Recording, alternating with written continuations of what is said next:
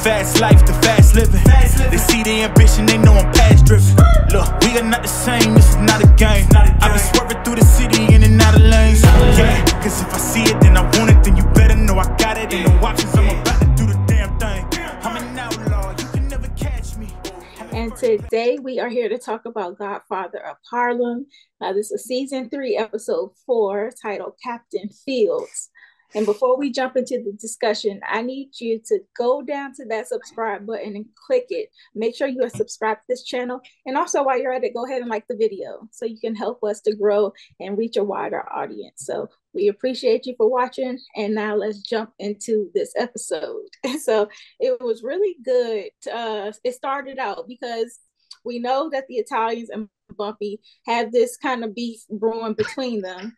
But now that Monsieur 98 is coming back to the States, it's kind of the battle of who is going to get the doogie, you know? And basically, Monsieur 98 was saying whoever has the resources, you got to have the protection and the police to cover yourselves. And whoever has that is going to win this battle.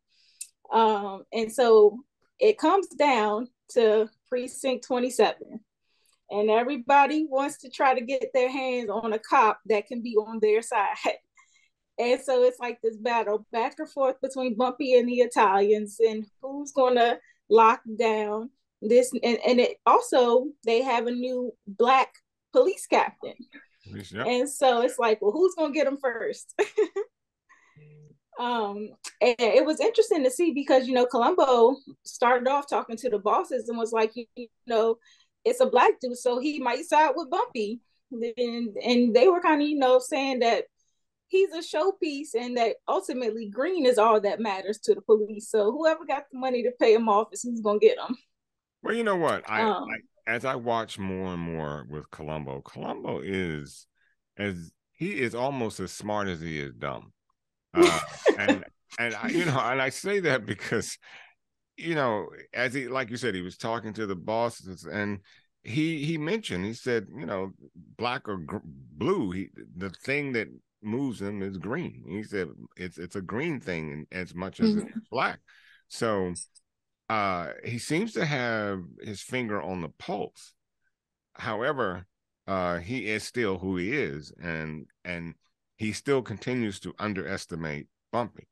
Oh yeah, there was no way he should have thought that he could send those 2 cops in there into Bumpy's club to shoot the place up, and nothing else was gonna happen. Exactly. Nothing was gonna come from that. And see, and that's where that power struggle begins with him and Bumpy, because you think you can power Bumpy, you think you can control him, you can't. He's a lion out of a cage, and he ain't going back. So, you know, and I did like what he said, that cage thing is at Bumpy's head. Well, yeah, that's where all it needs to be. If it's in his head that he's been caged and now he's free, there's nothing you can do to put him back.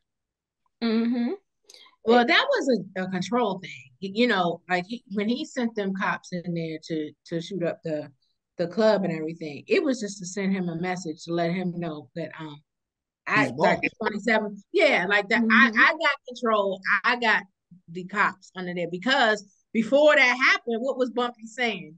You know, to Jose Battle, he was like, oh, they wouldn't dare do this. They wouldn't run up here because I got them on a pad. Sure enough, they pulled up and shot the place up. And so it was a power move to let him know that like I got pulled too. You know, and he also finds out that no matter how much you think you got, Bumpy got it better. Because Bumpy is going to play that card and he'll see you another move. And you better be ready. Because, you know, Bumpy plays a mean chess game.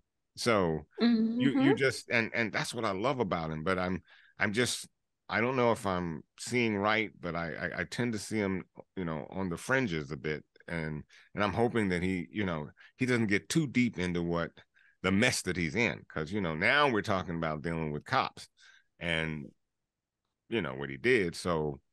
Right. He already done shot 1 cop. You got one down, and then you're really terrorizing and brutalizing 2 more. That's a big pill to swallow. But Bumpy always has. Colombo did that. I mean, he did that too. The guy that Bumpy had sniffing around, like he was trying to find out who else he had You see what Colombo did to him. Yeah. So Delisandro was shot up in the trunk. Yeah, they're going tip for tat right now. Yeah. Yeah, well, they are, but you talk about the complexion for the protection.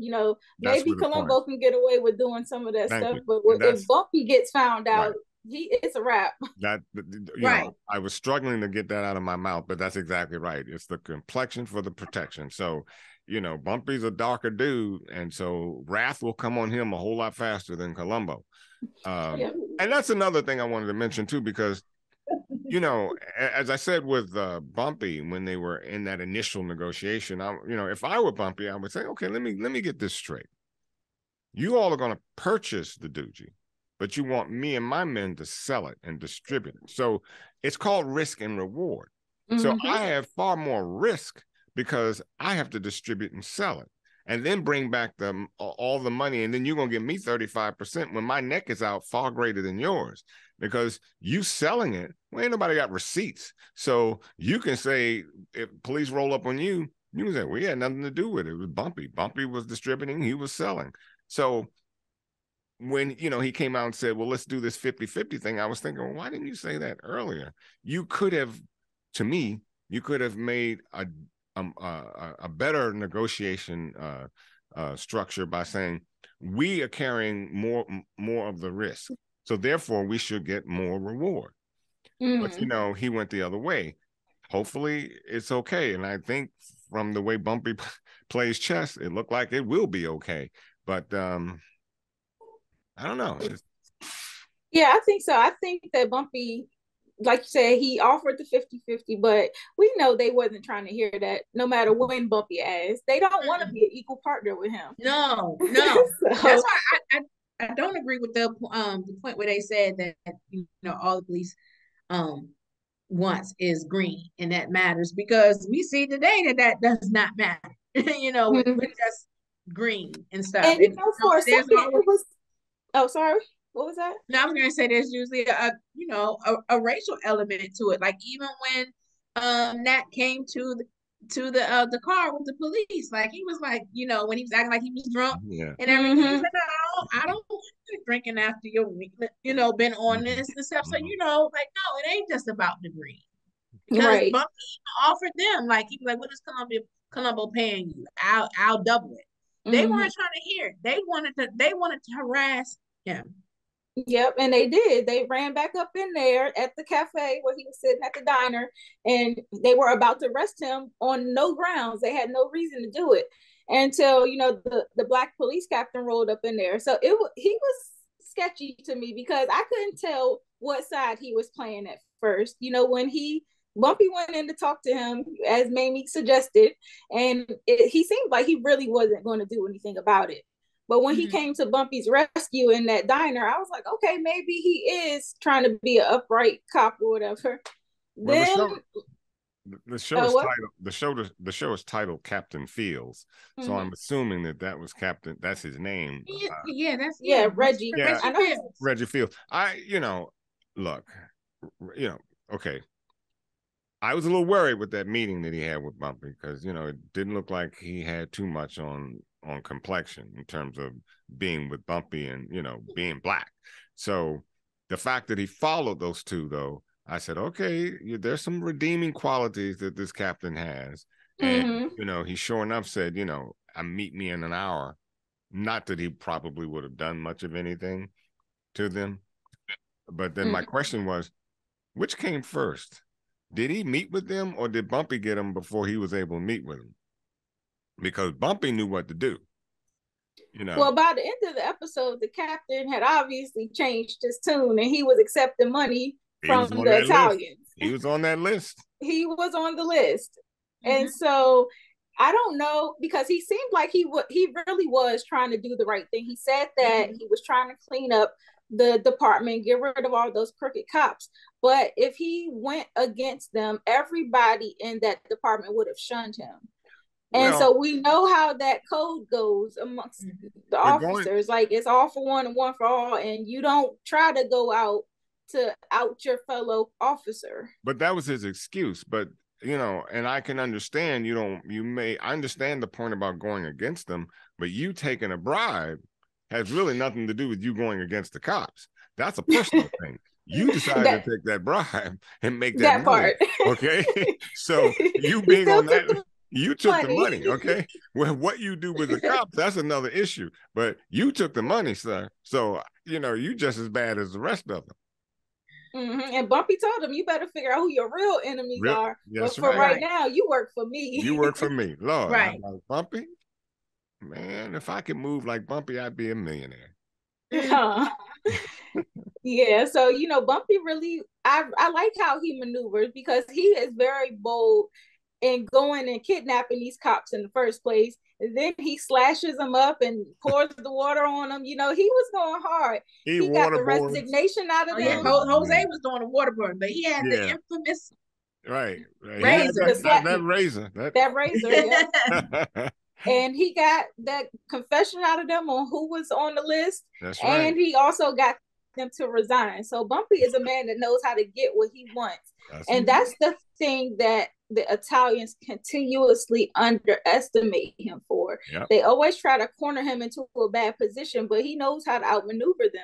And they can never see it coming for some reason. They look at him. You know what the reason is, because they don't like the fact that he's a black man in charge and stuff. Right. So they're constantly going to underestimate. Right. They look at him as just the average N-word, and that's all they see. But because you heard how what's his name Tommy was talking about when they talked about Captain Fields. He was like, they got this N-word, captain at the 27th and stuff. So of course they don't think that Bumpy has anything going on upstairs. Right. It was really satisfying to watch him, getting the cops. He had them tied up and slashing them up. And the backdrop is Malcolm X playing over, him giving his speech in Africa. So that's the other thing that was going on the other side of the world in this episode. Malcolm and Elise made it to Egypt, and he's kind of telling her, don't venture off. This ain't West Africa. This is a little different here. It's a little more dangerous for women. And he goes off and meets with this Cuban, Che. So Che Guevara, the revolutionary. Yes. And so we know how that goes. Che is trying to convince him to get the African leaders to lend their help to his cause. And that's obviously a big issue for the United States, where they have this guy, Greg Reynolds, from the State Department coming in trying to convince him not to speak, because they feel like he's spreading pro-communist propaganda in Africa. He's like, it's fine if you keep that in America, but once you start going to other, places in the world and spreading that, we can't have that. So, it's funny how they always say we're from the State Department, aka CIA, and we know CIA will do whatever they need to do, whatever, however, whenever. Malcolm saw right through it. Neutralize. Yeah, exactly. Now, my question is, was he actually poisoned?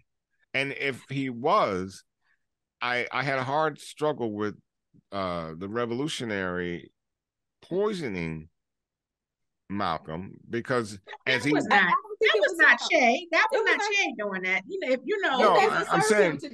I'm saying I understand it wasn't Che. I'm just saying he ate there and then he leaves and he's sick. So I never I never understood basically who it was that poisoned him, how that happened. I don't know if it's something I missed that I may have nodded off or something, but I just didn't see it coming. No, based on that. Because first of all, the history with Che Guevara, like he was notorious revolutionary, and his viewpoints and stuff, and especially during that time with the relationship between the U.S. and Cuba and everything. That's why I was so confused, because I'm saying I know it couldn't have been Che. No, he was considered to be a hero in his own right. Like he's controversial, but he's also considered to be a hero in a lot of people's eyes. And that's why there's a chink in the ointment with that, because as far as the writing is concerned, because I didn't see it coming. No, I don't think it happened at his house. It didn't, because Che actually was warning Malcolm. He said that there's a point in time where you're going to have to choose between the cause and your life. Right. And Malcolm was saying, I'm willing to die. It's Elise who I'm not willing to put in danger. Right. I got and it. So he was saying, Shay told him if the CIA wanted Malcolm dead, then he would be dead already. So who did it? And so that's why I was saying it's a warning from Shay, and I don't think Shay was the one that poisoned him. I agree. It could have been people. It could have been the CIA. It could have been the people from the hotel. You've seen how the soldier dude came and snatched the lease up.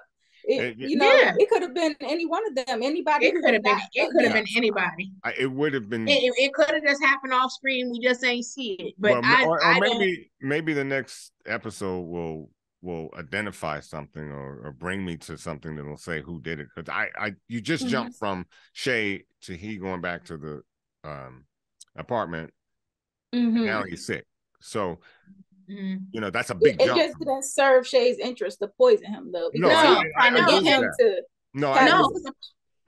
agree with that 100%. That's why I was when you think about Shay, his role, he was for the common man, for the working man, and things. A lot of his philosophy, and so he wanted Malcolm to get that speech. But ladies, that's why I'm saying it was so confusing to me, because he left Shay, and the next time we see him, he's sick. So I'm like, right. No, I get what you're saying. It could not have been Shay, because it would not have made any sense. So it was not him. I think it was. If anybody poisoned him, I think it was government, CIA, whatever. I mean, to send a message. Yeah, to send a message. No, I agree with that. I agree with that. I just, because we didn't see it. Listen, think about the movie Kaleidoscope that we saw on Netflix. That show, that cop dropped dead in the street, and that person bumped her, and but at least I knew that when I saw the bump, I knew what was going to happen to the cop. Right. So I'm just saying, Russians. Right, the Russians use that technique all the time with the umbrella. So, I knew that. So that's my point. At least we were able to draw from the conclusion what had happened. I wasn't able to draw his reason for being sick, other than maybe the food being too rich. That guy had that conversation with Elise.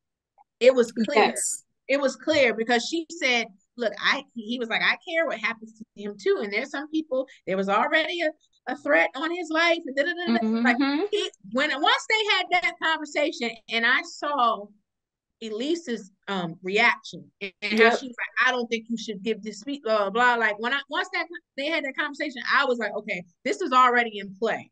Right. And when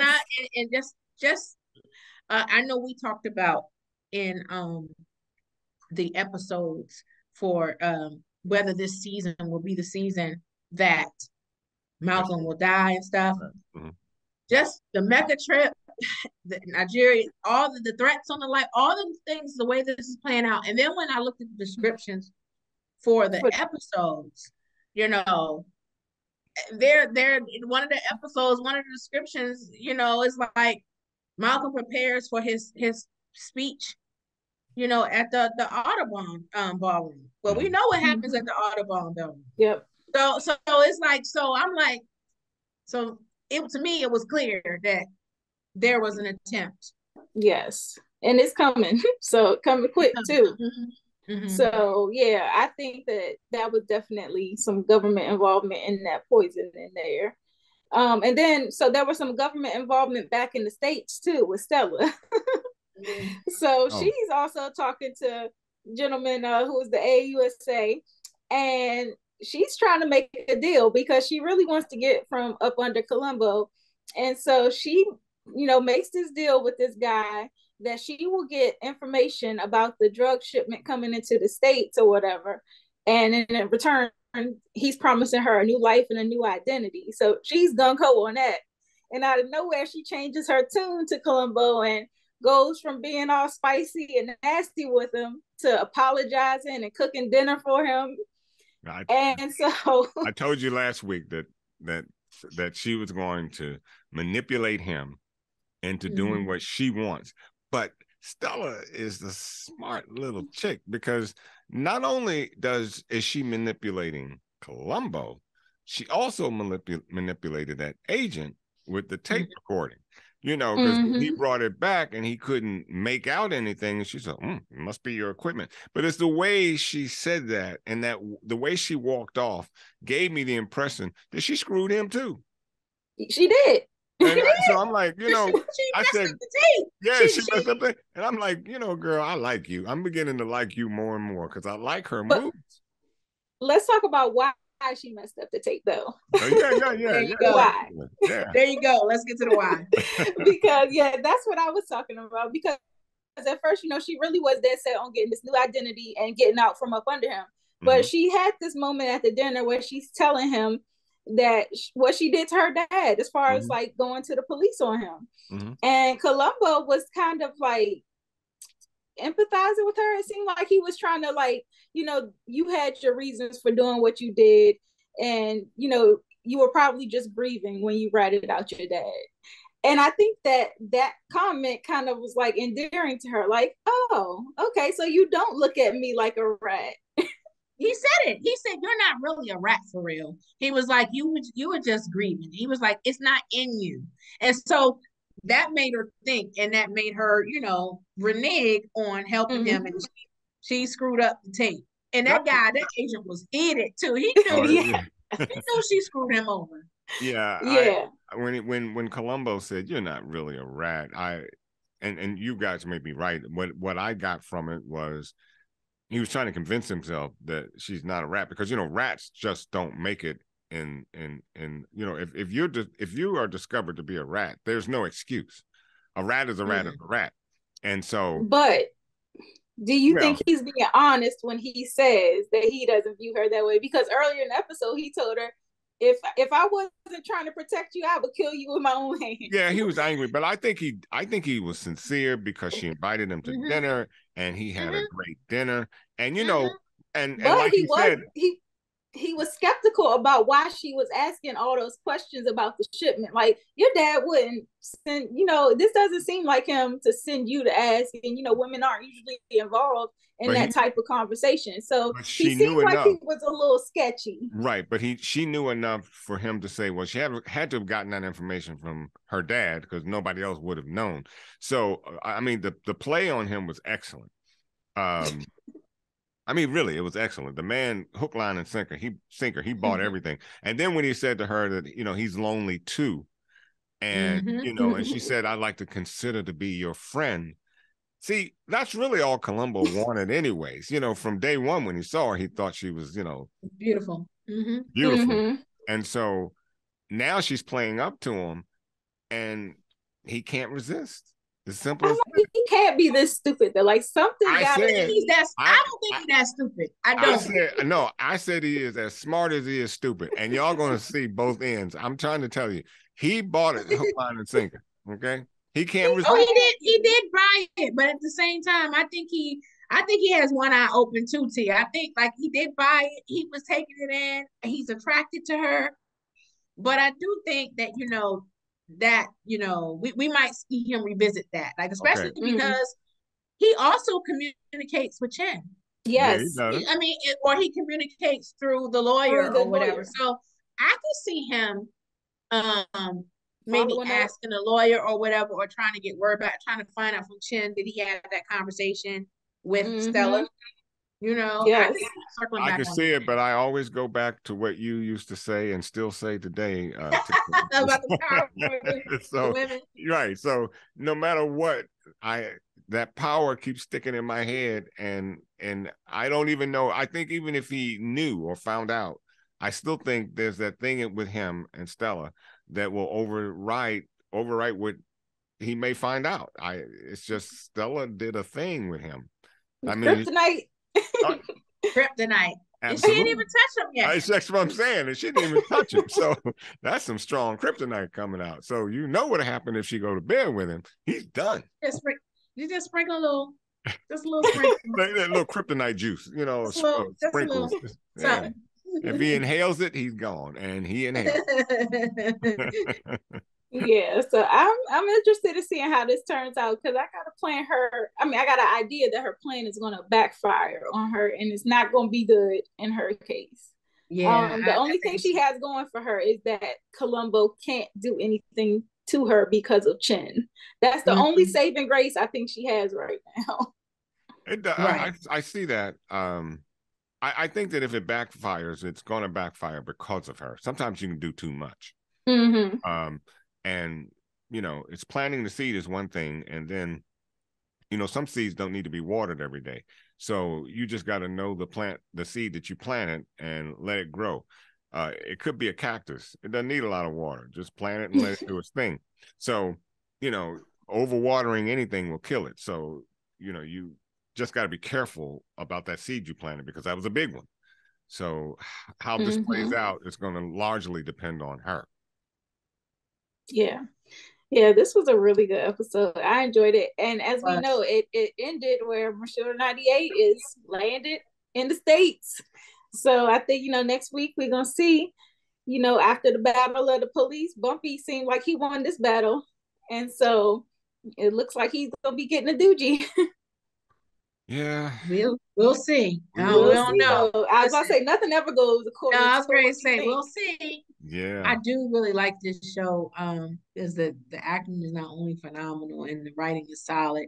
I like the historical aspect of it too, because I enjoy, you know, learning about Bumpy, but of course Malcolm X, like, you know, the parallel situation with Malcolm X and him meeting Che Guevara in this episode and everything was it's really powerful. And great casting too on the part of like getting the right actors to play those people. Look just like split an image. Yes, it really puts you into the time.